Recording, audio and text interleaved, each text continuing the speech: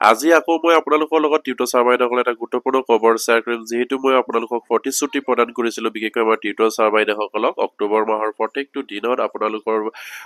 video' এটা উপস্থাপন কৰিম যাতে নেকি অসমৰ জনসাধাৰণে অসমৰ বুদ্ধিজীৱী দল সংগঠনে গম পায় টিউটৰ ছাৰ বাইদেউসকলৰ সমস্যাখিনি কাৰণ অলৰেডি মাননীয় মুখ্যমন্ত্ৰী আৰু শিক্ষামন্ত্ৰীক আমাৰ টিউটৰ ছাৰ বাইদেউসকলে বাৰম্বাৰকৈ লগ কৰিব বিচাৰিছে মাননীয় মুখ্যমন্ত্ৰীক কিন্তু মাননীয় মুখ্যমন্ত্ৰীয়ে সেই টিউটৰ ছাৰ বাইদেউসকলক লগ দিয়া নাই আৰু শিক্ষামন্ত্ৰীৰ লগত তেখেতসকলে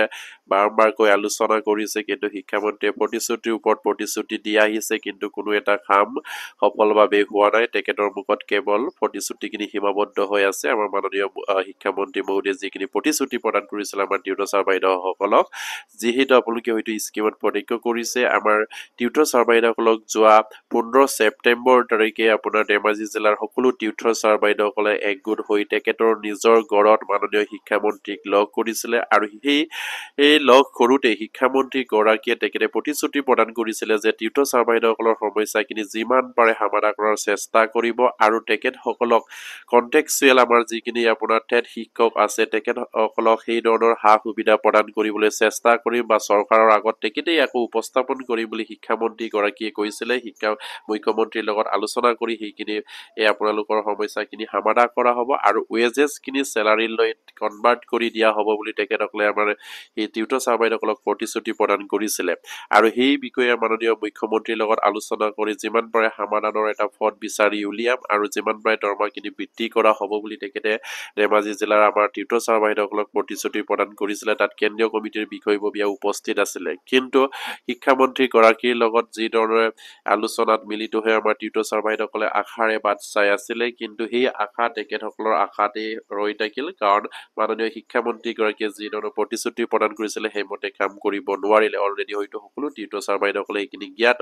কাৰণ যোৱা 15 অক্টোবৰ তাৰিখে আমাৰ শিক্ষামন্ত্ৰীৰ আমন্ত্ৰণ মৰ্মে আমাৰ সেই টিউটৰ ছাৰ বাইদেউসকলে তেখেতক লগ কৰিবলৈ আপোনাৰ গুৱাহাটীলৈ ৰাওনা হৈছিলে আৰু তাত তেখেতক লগ কৰিছিলে তাতেই আমাৰ শিক্ষামন্ত্ৰী গৰাকীয়ে আকৌ অন্য ধৰণে আমাৰ টিউটৰ ছাৰ বাইদেউসকলক ক'বলৈ আৰম্ভ কৰিলে যে আপোনালোকক কেৱল 6% বৃদ্ধি কৰিব পৰা যাব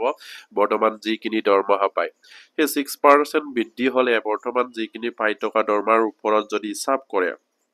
তেনেহ'লে কিমান টকাৰ বৃদ্ধি হয় সকলোৱে গম পায় কেৱল 720 টকা এটা বৃদ্ধি হ'ব 720 আৰু সেইখিনি বৃদ্ধি কৰাতকৈ নকৰাই ভাল কাৰণ সেইখিনি আমাৰ টিউটৰ ছাৰ বাইদেউসকলৰ কাৰণে কোনো প্ৰয়োজন নহয় বা সেইখিনিক লৈ তেখেতসকলৰ সমস্যা সমাধান নহয় যিহেতু তেখেতসকলৰ দৰমহাটো বিচাৰি আছে সমকামৰ সমমৰ্যাদা সমকামৰ সমবেতন প্ৰদান কৰিব লাগে বুলি আৰু অলৰেডি সেইখিনি হাইকোৰ্টৰ পৰাও এটা অৰ্ডাৰ আহিছিলে যে আমাৰ টিউটৰ ছাৰ বাইদেউসকলক সমকামৰ সমবেতন প্ৰদান কৰিবলৈ অসম চৰকাৰৰ শিক্ষা বিভাগক নিৰ্দেশ দিয়াৰ পাছতো সেইখিনি আকৌ ৰিভিউ পিটিশ্যন দি চৰকাৰে সেইখিনি আপোনাৰ সময়খিনি আকৌ তেখেতসকলে পিছুৱাই লৈ গৈ আছে আৰু সেইমতে অসম চৰকাৰে হয়তো দিব পৰা নাই কিন্তু অসম চৰকাৰে ডাঙৰকৈ কৈ থাকে তেখেতসকলে আইনৰ বিপক্ষে যাব নোৱাৰে আইনত যিখিনি আছে বা উচ্চ হাইকোৰ্টে যিখিনি ক'ব সেইমতে তেখেতসকলে কাম কৰিব পৰা যাব সেইখিনি তেখেতসকলে কৈ আমাৰ টিউটৰ ছাৰ বাইদেউসকলক আবুৱাৰে বৰি আছে কাৰণ যিহেতু 2017 চনৰ প্ৰাধিকৰণৰ আইনখন দোহাই দি আমাৰ শিক্ষামন্ত্ৰী গৰাকীয়ে বাৰম্বাৰকৈ টিউটৰ ছাৰ বাইদেউসকলক বঞ্চিত কৰি আছে আলোচনাৰ পৰা বাৰম্বাৰকৈ আলোচনালৈ মাতি এটাৰ পাছত এটা প্ৰতিশ্ৰুতি দি আকৌ সেই আইনকে দোহাই দি আহিছে কিন্তু সেই আইনৰ উপৰিও আমাৰ যিটো হাইকোৰ্টৰ পৰা এখন অৰ্ডাৰ ওলাইছিলে যে আপোনাৰ সেই টিউটৰ ছাৰ বাইদেউসকলক সমকামৰ সমবেতন প্ৰদান কৰিব লাগে বুলি সেইখিনি কোৱাৰ পাছতো কিন্তু সেইখন আইন হাইকোৰ্টৰ পৰা দিয়াৰ পাছতো কিন্তু আমাৰ অসম চৰকাৰে বা শিক্ষা বিভাগে ইয়াৰ ওপৰত ৰিভিউ পিটিশ্যন দিব পাৰে কিন্তু আমাৰ টিউটৰ ছাৰ বাইদেউসকলৰ সমস্যা যিটো 2017 চনৰ আইনৰ সংশোধনী সেইখিনি তেখেতসকলে কৰিব নোৱাৰে কিন্তু আকৌ আইনক দোহাই দিয়ে আইনক উৰ্ধ কৰি আইনক ওপৰাই তেখেতসকলে কাম কৰিব নোৱাৰে বুলি কয় হয় নিশ্চয় কৰিব নোৱাৰে কিন্তু সেই আইনখন তেখেতসকলে বিবেচনালৈ আনিব পাৰে এই আইনখন তেখেতসকলে সংশোধনীলৈ আনিব পাৰে কিমানেই যদি তেখেতসকলে বা অসম চৰকাৰে শিক্ষা বিভাগে যদি আইনখন মানি চলে তেনেহ'লে এই হাইকোৰ্টৰ পৰা দিয়া যিখন আপোনাৰ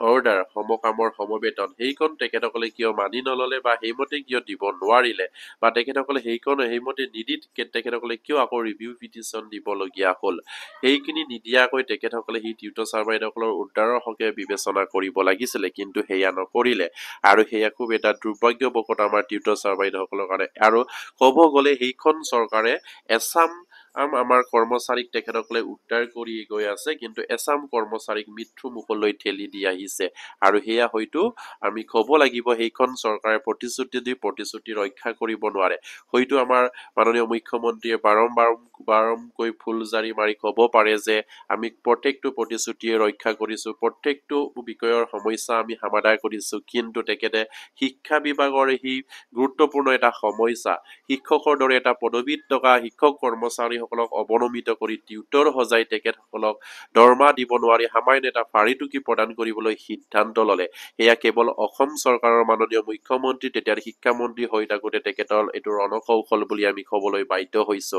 যিহেতু সেই টিউটৰ ছাৰ-বাইদেউসকলৰ জীয়াই থকাৰ সময়ত আমি যিটো সমস্যা দেখিবলৈ পাইছো তেখেতসকলৰ পৰিয়াল বা তেখেতসকলৰ যিখিনি এই কৰ্মত নিয়োজিত হৈ থাকি তেখেতসকলে সামান্য এটা পৰিটোকি লৈ তেখেতসকলে কি শাস্তিত ভুগি সেইখিনি কাম কৰি থাকিবলগীয়া হৈছে সেইখিনি আমি নিজ চকুৰ আগত দেখিছো সেইবাবেই আমি মাননীয় মুখ্যমন্ত্ৰীক বাৰম্বাৰকৈ অনুৰোধ কৰি আহিছো আমাৰ ভিডিঅ'বিলাকত তেখেতসকলে এইখিনি কথা বিবেচনালৈ আনি সেই টিউটৰ ছাৰ-বাইদেউসকলক টিউটৰ শব্দটো উঠাই শিক্ষকলৈ আপগ্ৰেড কৰিব লাগে বিনা স্বাৰ্থে কাৰণ সেইসকল আজিৰ শিক্ষক নহয় বছৰ বছৰ ধৰি শিক্ষকতা কৰাৰ পাছত সেই আপোনাৰ জীৱনৰ বিয়লি বেলাত বুলি যে কোৱা এটা কথা আছে তাতেই আমাৰ সেইসকল শিক্ষক কৰ্মচাৰীসকলক আকৌ ঠেট দিবলগীয়া বুলি কোৱাটো কিমান গ্ৰহণযোগ্য হ'ব পাৰে এয়া নিশ্চয়কৈ মাননীয় মুখ্যমন্ত্ৰী শিক্ষামন্ত্ৰীয়ে বিবেচনা কৰিব লাগে যদিহে তেখেতসকলক যদি সেই টিউটৰ ছাৰ-বাইদেউসকলে যদি দৰে আপোনালোকেও সেইখন দিয়ক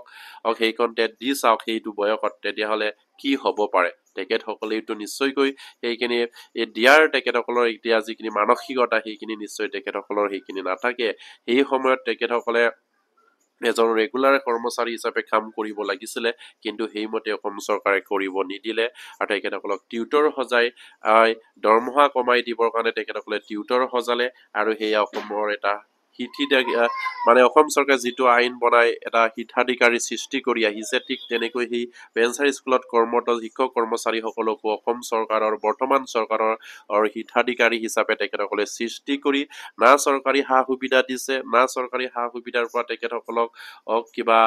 পাবলৈ তেখেতসকলক আইনখন সংশোধনী কৰিছে এয়া তেখেতসকলে কিয় কৰিব পৰা নাই সেয়া অসম চৰকাৰৰ এটা গুৰুত্বপূৰ্ণ অৱহেলা আৰু সেইবাবে তেখেতসকলে এইখিনি কৰিব পৰা নাই আৰু আমাৰ শিক্ষা বিভাগৰ মুৰব্বী শিক্ষামন্ত্ৰী গৰাকীৰ কথা ক'বলৈ গ'লে নিশ্চয়কৈ আমি লাজ পাব লাগে যিহেতু শিক্ষামন্ত্ৰীৰ এটা গুৰুত্বপূৰ্ণ এটা পদবীত থাকি শিক্ষকৰ সমস্যাখিনি সমাধান কৰাৰ সূত্ৰে তেখেতসকলে যিখিনি সমস্যা আছে সেইখিনি এই সমাধানৰ এটা পথ বিচাৰিব লাগে কিন্তু টিউটৰ ছাৰ-বাইদেউসকলৰ সেই সমস্যাৰ আৰু যিখিনি সমাধানৰ পথ বিচাৰি উলিয়াম বুলি তেখেতসকলে সেই আলোচনাবিলাকত বাৰম্বাৰকৈ প্ৰতিশ্ৰুতি প্ৰদান কৰে কিন্তু তেখেতসকলে এইখিনি বিচাৰি নুলিয়াই তেখেতসকলে সেইমতেই ৰাখে আকৌ নেক্সট যদি আকৌ তেখেতসকলক আলোচনা কৰে আকৌ তেখেতসকলে সেইখিনি প্ৰতিশ্ৰুতিয়ে প্ৰদান কৰে ঠিক তেনেকৈ আলোচনা কৰি টিউটৰ ছাৰ-বাইদেউসকলে এটা বাগৰিছে আৰু শিক্ষামন্ত্ৰীগৰাকী কিন্তু প্ৰতিশ্ৰুতিৰ ওপৰত প্ৰতিশ্ৰুতি দি এই টাকি টকা যিখিনি এই তেখেতসকলে আপোনাৰ কুটখৌখন ৰচনা কৰি আছে কিন্তু সেইখিনি তেখেতে বাগৰি যোৱা নাই কাৰণ টিউটৰ ছাৰ-বাইদেউসকলক ঠিক সেনেকৈ প্ৰতিশ্ৰুতি দি বছৰটো বছৰ পাৰ কৰি ৰাখিছে কিন্তু টিউটৰ ছাৰ-বাইদেউসকলৰ সমস্যা কিঞ্চিত পৰিমাণেও সমাধান কৰাৰ কোনো পথ বৰ্তমানলৈকে মাননীয় মুখ্যমন্ত্ৰীয়ে বিচাৰি উলিয়াব পৰা নাই আৰু তেখেতক লগ কৰিবলৈ গ'লে তেখেতে মিঠা ভাষাৰে আমাৰ টিউটৰ ছাৰ-বাইদেউসকলৰ মন বোলাই তেখেতসকলৰ আৰু আমাৰ এই বিষয়ববীয়াসকলক যিখিনি সমস্যা সেই সমস্যাখিনি সমাধান কৰাৰ প্ৰতিশ্ৰুতি প্ৰদান কৰি আহিছে কিন্তু সেইখিনি কাম বৰ্তমানলৈকে শিক্ষামন্ত্ৰীগৰাকীয়ে কৰিব পৰা নাই আৰু সেইবাবে টিউটৰ ছাৰ-বাইদেউসকলে এতিয়া তেখেতৰ ভৰসাত এতিয়া তেখেতসকলে থাকিব বিচৰা নাই শিক্ষামন্ত্ৰীগৰাকীয়ে যিমান ক'লেও তেখেতৰ কথা বিশ্বাসত ল'ব পৰা নাই আৰু এতিয়াৰ পৰা তেখেতসকলে বিশ্বাস নকৰোঁ বুলি হয়তো প্ৰতিশ্ৰুতি তেখেতসকলে নিজেই কৰিবলগীয়া হৈছে শিক্ষামন্ত্ৰীয়ে যিদিনালৈকে তেখেতে কৰিম বুলি কোৱা কথাষাৰ যদি অৰ্ডাৰ কাগজে পত্ৰে যদি নোলায় বা সেইখিনি কাৰ্য যদি আগ নাবাঢ়ে তেতিয়ালৈকে তেখেতে শিক্ষামন্ত্ৰীগৰাকীৰ প্ৰতিশ্ৰুতি তেখেতসকলে কেতিয়াও বিশ্বাস নকৰে বুলি সিদ্ধান্ত গ্ৰহণ কৰিছে আৰু সেইমতে টিউটৰ ছাৰ-বাইদেউসকলে বহু ধৰণৰ এটা পদক্ষেপ তেখেতসকলে সিদ্ধান্ত ল'বলৈ গৈ আছে আৰু ইয়াৰ তে মই কওঁ আমাৰ টিউটৰ ছাৰ বাইদেউসকলকো আপোনালোকেৰো দুখ আছে নিজৰ দুখ টকাৰ কাৰণে হয়তো আমাৰ সেই মুৰব্বীসকলে বিশেষকৈ শিক্ষা বিভাগৰ যিসকল মুৰব্বী যিসকল অসম চৰকাৰৰ মুৰব্বী তেখেতসকলে আমাৰ টিউটৰৰ সমস্যাখিনি সমাধান কৰিবলৈ ইচ্ছা প্ৰকাশ কৰা নাই যিহেতু কেন্দ্ৰীয় কমিটিৰ বিষয়ববীয়াসকলে যদি আন্দোলন দিয়ে তাত ৯,০০০ টিউটৰ ছাৰ বাইদেউসকলৰ মাজত কেৱল আন্দোলনলৈ আহে ১,০০০ ২,০০০ এনেকৈ আহিলে কেনেকৈ সমস্যা সমাধান হ'ব আপোনালোকৰ সমস্যা সমাধান কৰিবলৈ হলে আপোনালোকে নিজেই ওলাই আহিব লাগিব প্ৰত্যেকটো ভিডিঅ'ত মই কৈ আহিছো আপোনালোকে আন্দোলন দিলে আপোনালোকৰ ৯,০০০ টিউটাৰে সেই আন্দোলনতলিত উপস্থিত থাকিব লাগিব তেতিয়াহে অসম চৰকাৰৰ গা লৰিব মাননীয় মুখ্যমন্ত্ৰীৰ গা লৰিব আৰু শিক্ষামন্ত্ৰী গৰাকীয়ে আপোনাৰ অযথা প্ৰতিশ্ৰুতি দি আপোনালোকক সময় নষ্ট নকৰে তেতিয়াহে আপোনালোকৰ সমস্যাখিনি সঠিক দিশলৈ গতি কৰিব নহলে আপোনালোকৰ সমস্যাখিনি সঠিক দিশত গতি নকৰে আৰু হেয়া মই বাৰম্বাৰকৈ মোৰ প্ৰত্যেকটো ভিডিঅ'ত কৈ আহিছো টিউটৰ ছাৰ বাইদেউসকলক অনুৰোধ জনাই আহিছো আপোনালোকে ন্যায় পাবলৈ হলে আপোনালোকৰ প্ৰত্যেকটো মানুহ ওলাই আহিব লাগিব ৯,০০০ টিউটৰ ছাৰ বাইদেউসকল আছে আৰু যিমানখিনি অৱসৰ গ্ৰহণ কৰি আছে তেখেতসকলে ওলাই আহিব লাগিব তেতিয়াহে তেখেতসকলৰ অৱসৰকালীন যিখিনি গ্ৰেজুৱেটি মাননীয় মুখ্যমন্ত্ৰীয়ে নিযুক্তিৰ সময়ত ঘোষণা কৰিছিলে সেইমতে তেখেতসকলে দিবলৈ বাধ্য হ'ব নহলে আপোনালোকে কেতিয়াও সেইখিনি আশা কৰি লাভ নাই কাৰণ যি গৰাকী মানুহৰ সমস্যা আছে তেখেতেই যদি সেই সমস্যাক লৈ উপস্থাপন নকৰে বা তেখেতেই সেই সমস্যাক লৈ যদি প্ৰতিবাদী নকৰে তেনেহলে অসম চৰকাৰ কেনেকৈ গা লৰিব তেখেতসকলে নিশ্চয়কৈ ভাবিবলৈ বাধ্য হ'ব সেইসকল মানুহৰ সমস্যা হোৱা নাই কেৱল ৯,০০০ টিউটৰ ছাৰ বাইদেউসকলৰ ১,০০০ ২,০০০ জনৰে সমস্যা হৈছে সেইটো কেতিয়াও হ'ব নোৱাৰে সমস্যা হলে চবৰে হ'ব আৰু সেই ১,০০০ ২,০০০ সমস্যা হৈ থাকিলে আমি ৯,০০০ ভিতৰত কেৱল সেইসকলৰ সমস্যা সমাধান কৰি নিদিওঁ সেই মনেৰে তেখেতসকলে হয়তো বৰ্তমানলৈকে বহি আছে আৰু সেইবাবে আমাৰ যিখিনি টিউটৰ ছাৰ বাইদেউসকলৰ কাম আগুৱাই যোৱা নাই সেইবাবে মই বাৰম্বাৰকৈ অনুৰোধ জনাই আহিছো আমাৰ টিউটৰ ছাৰ বাইদেউসকলক আপোনালোকে আন্দোলনত ওলাই আহিবই লাগিব যি ধৰণৰ পদক্ষেপ কেন্দ্ৰীয় কমিটিয়ে ল'ব তাতেই আপোনালোকে অংশগ্ৰহণ কৰিবই লাগিব আপোনালোকৰ যিখিনি ৯,০০০ যিমানজন ৯,০০০ টিউটৰ ছাৰ বাইদেউসকল আছে আপোনালোকে ওলাই আহিব লাগিব কেৱল আপোনালোকে সেইখিনি দৰমহাতে যদি সন্তুষ্ট আছে তেনেহলে ওলাই আহিব নালাগে আপোনালোকে যদি ১১-১২,০০০ দৰমহাতে যদি সন্তুষ্ট হৈ আছে তেনেহলে আপোনালোকে ওলাই আহিব নালাগে আৰু আপোনালোকে দাবীত বা প্ৰতিবাদী কাৰ্যসূচীও ল'ব নালাগে সেয়া এতিয়া কবলৈ ময়ো বাধ্য হৈছো আপোনালোকৰ ভিডিঅ' বনাই কাৰণ যিহেতু আপোনালোকক বাৰম্বাৰকৈ মই কওঁ যে আপোনালোকৰ সমস্যাক লৈ আপোনালোকে নিজেই ওলাই আহিব লাগিব আৰু এতিয়া অসম চৰকাৰ বা শিক্ষামন্ত্ৰীক দুখ কৰিলেও নহব কাৰণ তেখেতে কৰিব নোৱাৰে আমাৰ শিক্ষামন্ত্ৰী গৰাকীয়ে কৰিব নোৱাৰে সেইখিনি আপোনালোকে তেখেতৰ আলোচনাৰ পৰাই গম পাব লাগে কাৰণ তেখেতে প্ৰতিশ্ৰুতিৰ ওপৰত প্ৰতিশ্ৰুতি দিব পাৰে কিন্তু সমাধানৰ পথ তেখেতৰ হাতত নাই কেৱল মুখ্যমন্ত্ৰীৰ হাতত আছে আৰু সেইবাবে আপোনালোকে মুখ্যমন্ত্ৰীক লগ কৰিবলৈ হলে দৃষ্টি আকৰ্ষণ কৰিবলৈ হলে ৯,০০০ টিউটৰে আপোনালোকে যেনেদৰে ২০২১ চনৰ ৫ ফেব্ৰুৱাৰী তাৰিখে এপইণ্টমেণ্ট ল'বলৈ গৈছিলে ঠিক তেনেকৈ আপোনালোকে ৯,০০০ আৰু সেই টিউটৰ ছাৰ বাইদেউসকলে তাত আপোনালোকে থিয় হ'ব লাগিব মাননীয় মুখ্যমন্ত্ৰীক লগ পাবৰ কাৰণে আপোনালোকে প্ৰতিবাদী কাৰ্যসূচী হাতত ল'ব লাগিব যিহেতু আপুনি গণতান্ত্ৰিক দেশৰ গণতান্ত্ৰিক এখন ৰাজ্যত বসবাস কৰি আছে আপোনাৰ সেই সমস্যাৰ বিষয়ে যদি অসম চৰকাৰে বা সেইখন চৰকাৰে যদি গুৰুত্ব নিদিয়ে তেনেহলে আপুনি গণতান্ত্ৰিকভাৱে আন্দোলন কৰাৰ প্ৰতিবাদ কৰাৰ আপোনাৰ অধিকাৰ আছে আৰু সেই অধিকাৰ আপোনালোকে ল'ব পাৰিব লাগিব আৰু সেই অধিকাৰ যেতিয়া ল'ব পাৰিব তেতিয়াহে আপোনালোকৰ সমস্যা সমাধান হ'ব আৰু সেইবাবে আজি আপোনালোকক অতি দুখেৰে কৈছো আপোনালোকে নিজৰ সমস্যা নিজে সমাধান কৰা এটা পথ বিচাৰি উলিয়াব পৰা নাই আপোনালোকৰ নিজৰ দুখৰ বাবেই কাৰণ কেন্দ্ৰীয় কমিটিয়ে ইমানখিনি প্ৰতিবাদী কাৰ্যসূচী হাতত লোৱাৰ পাছতো এই ৯,০০০ টিউটৰ ছাৰ বাইদেউসকলৰ ভিতৰত কেৱল ১৫০০-১,০০০ মানুহ উপস্থিত থাকিলে কেনেকৈ সমাধান হ'ব আপোনালোকৰ কাম আপোনালোকৰ সেই ৯,০০০ জন টিউটৰ ছাৰ বাইদেউসকলে ওলাই আহি প্ৰতিবাদ কৰিব লাগিব ছচিয়েল মিডিয়াৰ দখল কৰিব লাগিব অসমৰ জনসাধাৰণে তেতিয়াহে হাইলাইট হ'ব বা গম পাব অসমৰ বুদ্ধিজীৱী অসমৰ দল সংগঠনে তেতিয়া আপোনালোকৰ হৈ এষাৰ মাতিব ইমান হাজাৰ মানুহক অসম চৰকাৰে কি ধৰণে নিয়োগ পত্ৰ প্ৰদান কৰি সামান্য এটা ফাৰিটুকি প্ৰদান কৰি যিখিনি চৰকাৰী এখন এপইণ্টমেণ্ট লৈ যিটো এপইণ্টমেণ্টত কোনো সেই টিউটৰ ছাৰ বাইদেউসকলৰ ভৱিষ্যতৰ নিৰাপত্তা নাই কোনো আপোনাৰ পেঞ্চনৰ সা সুবিধা নাই কোনো পৰিয়ালৰ সুৰক্ষিত নহয় সেই এপইণ্টমেণ্টখন লৈ থাকি আপোনালোকৰ ভৱিষ্যত সুৰক্ষিত হ'ব সেয়া আপোনালোকে চিন্তা কৰিবলৈ এতিয়া বাধ্য হ'ব লাগিব নহলে আপোনাৰ সমস্যা বাগি ৰাখিব আপুনি ভৱিষ্যতেও একো নাপাব বৰ্তমান এইটো একো পোৱাই নাই আৰু ভৱিষ্যতেও যে কিবা এটা পাব সেই আশা কৰিব পৰা নাযায় যেতিয়ালৈকে আপোনালোকে ওলাই নাহে আৰু আপোনালোকে সেই প্ৰতিবাদ তলিতেই ক'ব পাৰে যদিহে আপোনালোকৰ ওপৰত টেট জাপি দিছে তেনেহলে অসম চৰকাৰে সেই নিযুক্তিৰ সময়ৰ পৰা অসম চৰকাৰে কি অসম টেট বাতিল কৰিলে আৰু কি যুক্তিত আপুনি চেন্ট্ৰেল টেট দিব আপুনিতো হিন্দী বা ইংলিছ মিডিয়ামৰ ছাত্ৰ নহয় আপুনি আছামিজ মিডিয়ামৰ ছাত্ৰ আপুনি অসম ৰাজ্যৰ ভিতৰতে আপুনি এই শিক্ষা দীক্ষা গ্ৰহণ কৰিছে আছামিজ মিডিয়ামৰ এখন বিদ্যালয়ত পঢ়ি আৰু সেই বিদ্যালয়ত পঢ়ি আপুনি ইংলিছ মিডিয়ামৰ বা আপোনাৰ হিন্দী মিডিয়ামৰ আপুনি চি টেট দিবলৈ কিয় যাব আপুনি চি টেট কিয় দিব আপোনাৰ কাৰণ বয়সে সেইখিনি লগ নধৰে যিখিনি আপুনি চি টেট দিব পৰা যিখিনি বয়স সেইখিনি কভাৰ নকৰে কাৰণ সেইবাবে আপোনালোকে প্ৰতিবাদ কৰিব লাগিব যদিহে আপোনালোকক টেট লাগে তেনেহলে অসম চৰকাৰে অসম টেট কিয় পতা নাই কাৰণ আপোনালোকে আছামিজ মিডিয়ামৰ মানুহ আছামিজ মিডিয়ামৰ টেট দিব লাগিব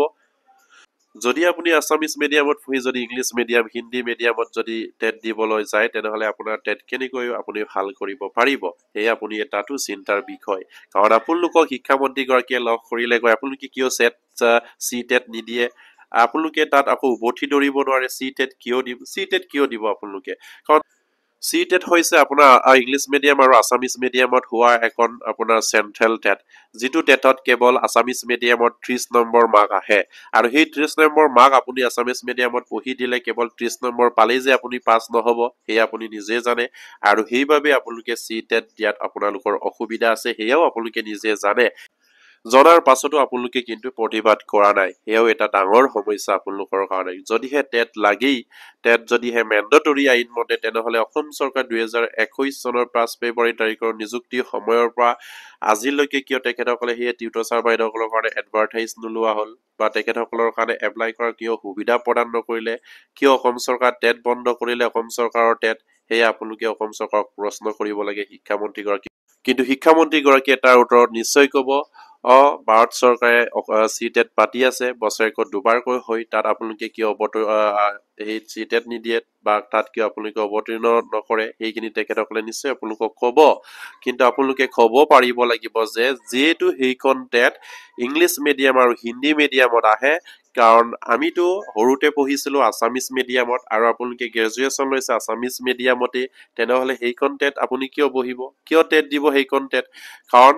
ভাৰত চৰকাৰৰ আইনত আছে বা কোনোবা এখন ৰাইজৰ আইনত আছে ভাৰত চৰকাৰে টেট পাতিলেও সেই ৰাজ্যখনে নিজাববীয়াকৈ টেট পাতিব পাৰে আসাম টেটেই হওক বা অন্য ৰাজ্যই হওক নিজৰ ষ্টেটত সুকীয়াকৈ নিজৰ টেট পাতিব পাৰে আসাম টেট আৰু সেয়া আপোনালোকে তেখেতসকলক সেইখিনি কথা ধৰিব লাগিব তেতিয়াহে আপোনালোকৰ কাৰণে চিন্তা কৰিব আৰু সেই অযথা আপোনালোকক টেট লাগে বুলি কৈ থাকিব কিন্তু আপোনালোকৰ কাৰণে কোনো টেট নাপাতে বা অসম চৰকাৰে টেট নাপাতে আপোনালোকে তেনেহলে কোন টেটত বহি কেতিয়া আপোনালোকে পাছ কৰি আপোনালোকক টিউটৰ বা টিচাৰ আপগ্ৰেড কৰাৰ সুবিধাটো আপোনালোকে গ্ৰহণ কৰিব পাৰিব এয়া আপোনালোকে নিজে এবাৰ বিবেচনা কৰক আৰু কিদৰে আপোনালোকক আমাৰ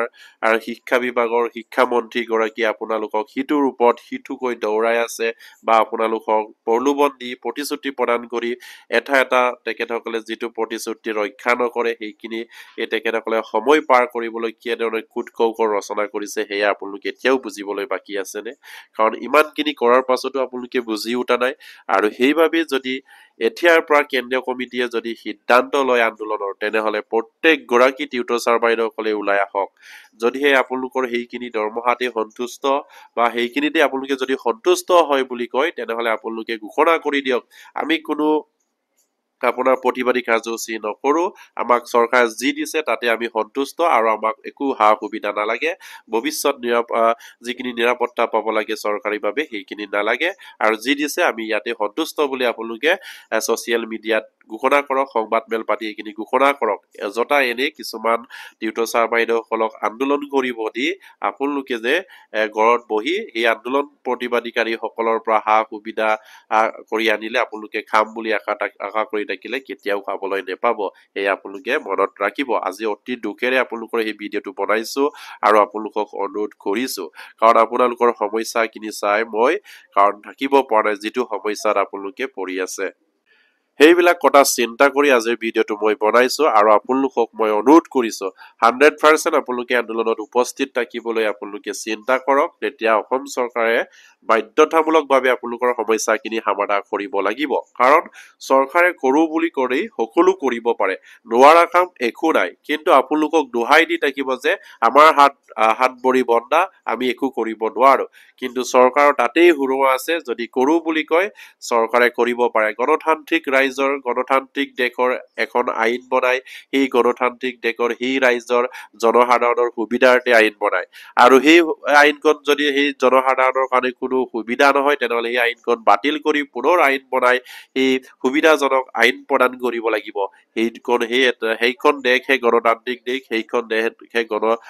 আপোনাৰ গণতান্ত্ৰিক দেশৰ গণতান্ত্ৰিক ৰাইজত পৰে সেই আপোনালোকে সেই সূত্ৰটো আপোনালোকে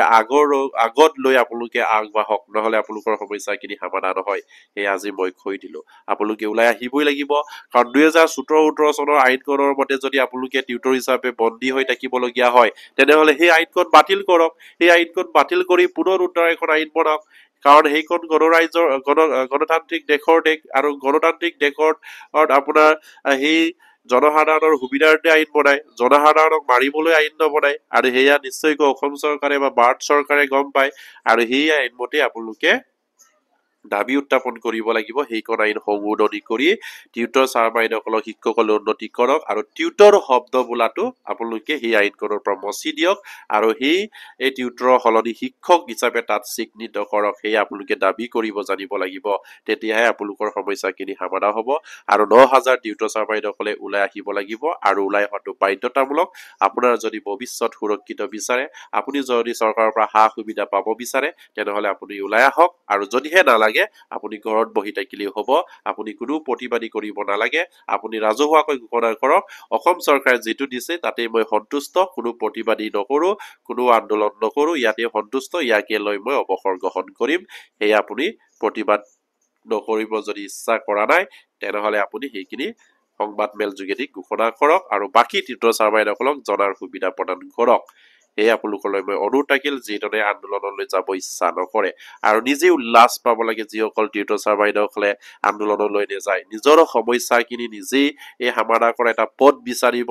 জনা নাই আপোনালোকে সেই পথ যেতিয়ালৈকে বিচাৰিব নাজানিব তেতিয়ালৈকে অসম চৰকাৰে আপোনালোকক লটকাই থাকিব কাৰণ যিজন মুখ্যমন্ত্ৰী আছে সেইজন মুখ্যমন্ত্ৰীক আপোনালোকে গম পায় তেখেতে হয়তো ফুল জাৰি কৈ আহিছে সেই টিউটৰ ছাৰ বাইদেউসকলৰ সমস্যাখিনি সমাধান কৰিম 1 অক্টোবৰৰ পৰা দৰমহা বৃদ্ধি হ'ব যিমান পাৰে বৃদ্ধি কৰিম তেখেতসকলক হয়তো সমকামৰ সমবেতন প্ৰদান কৰাৰ তেখেতৰ মনত আছে আপোনাৰ হয়তো মনত থাকিব পাৰে কিন্তু তেখেতৰ সেইখিনি ফুলজাৰি কৰিবৰ কাৰণে তেখেতৰ মনত থাকে কিন্তু কাম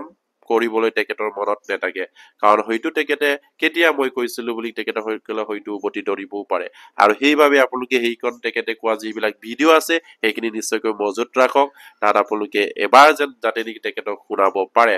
কি ধৰণৰ প্ৰতিশ্ৰুতি প্ৰদান কৰে কি ধৰণে তেখেতে কাম কৰে কাৰণ আমাৰ সেই মুখ্যমন্ত্ৰী গৰাকীয়ে দুবাৰকৈ নিযুক্তি প্ৰদান কৰি আহিছে আপোনালোকে অকমান লক্ষ্য কৰিব কাৰণ তেখেতে যিবিলাক কন্ট্ৰেকচুৱেল শিক্ষকক নিযুক্তি মেলা পাতিছিলে আকৌ সেই কন্ট্ৰেকচুৱেল শিক্ষকসকলক আকৌ ৰেগুলাৰ কৰি আকৌ নিযুক্তি মেলা পাতিছে আকৌ টিউটৰ ছাৰ বাইদেউসকলকো ঠিক তেনেকে টিউটৰ হিচাপে নিযুক্তি মেলা পাতি আকৌ আপোনালোকক যদি যিদিনা ৰেগুলাৰ কৰিব তেতিয়াও আকৌ এটা নিযুক্তি মেলা পাতিব তেতিয়াও বা ল'ব যে আমি ইমানজনক নিযুক্তি কৰিলো 2021 চনত আপোনালোকক হাজাৰ টিউটৰ ছাৰ বাইদেউসকলক নিযুক্তি প্ৰদান কৰি কলে ইমান হাজাৰ জনক আমি প্ৰাধিকৰণ কৰিছো তেখেতসকলে আজিৰ পৰা চৰকাৰীভাৱে সকলো সা সুবিধা লাভ কৰিব কিন্তু আপোনালোকে লাভ কৰিছে জানো আপোনালোকে সেই সুবিধাবিলাক পাইছে জানো যদিহে মাননীয় মুখ্যমন্ত্ৰী তেতিয়াৰ শিক্ষামন্ত্ৰী হৈ থাকোতে ইমানখিনি ফুলজাৰি কৈ কথা ক'ব পাৰিছিলে বা আপোনালোকক সা সুবিধা দিম বুলি ক'ব পাৰিছিলে আকৌ সেইখন নিযুক্তি মেলা অসমৰ জনসাধাৰণে গম পালে যে হাজাৰ শিক্ষকক নিযুক্তি প্ৰদান কৰিলে আৰু সেইমতে অসম চৰকাৰৰ বা অসমৰ শিক্ষা বিভাগে কাম কৰি আছে ভাল কাম কৰি আছে বুলি হয়তো এছামে গম আমাৰ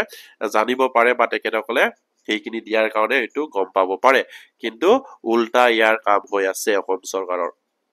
যিবিলাক মানুহে কষ্ট কৰিছে সেইসকল মানুহৰ কথা অসম চৰকাৰে চিন্তা কৰা নাই যিবিলাকে কষ্ট কৰা নাই সেইসকলৰ কাৰণেহে তেখেতসকলে চিন্তা কৰে ঘৰত বহি আজি অসম চৰকাৰৰ দিনত থকা পইচা পাবলৈ সুবিধা দিছে আৰু সেই আপোনালোকে কিন্তু গোটেই দিনটোত কাম কৰিও সামান্য এটা ফাৰিটুকি পাবলৈ সক্ষম হৈছে সেই আপোনালোকে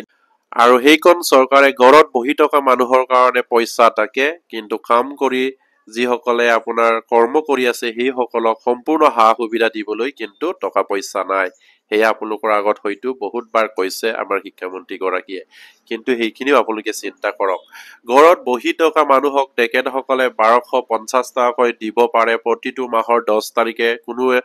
দিন এৰপৰে নোহোৱাকে সেইখিনি টকা সোমাই থাকিব পাৰে সেইসকলক হিতাধিকাৰী সৃষ্টি কৰি যদি ধন প্ৰদান কৰিব পাৰে কিন্তু কৰ্মত নিয়োজিত যিসকল 8:30 পৰা আপোনাৰ 3:30 বজালৈকে কৰ্মত নিয়োজিত কাম কৰি থকা যিসকল শিক্ষক কৰ্মচাৰী আছে বিশেষকৈ টিউটৰ বুলি ক'লে ভুল হ'ব অসম চৰকাৰ এটা সৃষ্টি কিন্তু টিউটৰ কিন্তু সমাজে সেইখিনি কেতিয়াও মানি লোৱা নাই তেখেতসকলে সৃষ্টি কৰিব পাৰে কিন্তু সমাজে মানি লোৱা নাই কাৰণ সেই তেখেতসকল একোজন শিক্ষক আৰু সেইবাবে তেখেতসকলক সমাজে টিউটৰ বুলি কেতিয়াও গণ্য নকৰে তেখেতসকলক শিক্ষক বুলিয়ে সন্মান দিয়ে আৰু সেইবাবে টিউটৰ ছাৰ বাইদেউসকলে নিজৰ সমস্যাৰখিনি চিন্তা কৰি নিজৰ সমস্যাৰ যিটো তেখেতসকলে সমস্যা পৰি আছে বা তেখেতসকলৰ যিখিনি পৰিয়ালৰ